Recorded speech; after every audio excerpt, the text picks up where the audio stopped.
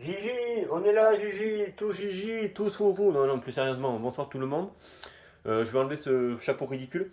Voilà, bonsoir tout le monde, victoire, enfin bonjour tout le monde plutôt, victoire française, hein.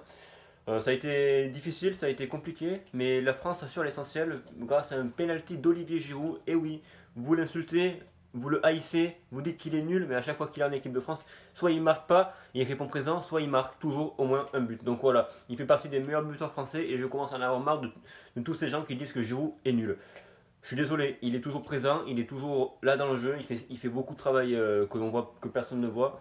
Mais à un moment donné, il faut regarder les matchs dans leur intégralité, pas regarder que les actions où il y a des buts.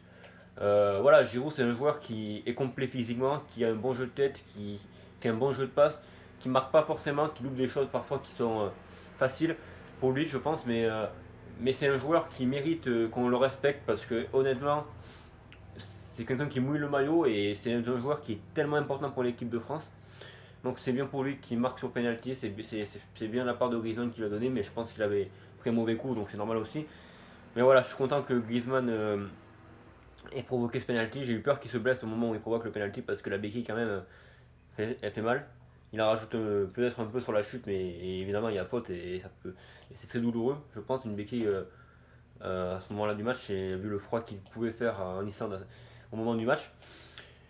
Mais voilà, voilà, l'équipe de France gagne et on n'est plus qu'à un match peut-être de la qualification parce qu'il faut rappeler qu'il reste 3 matchs de poule.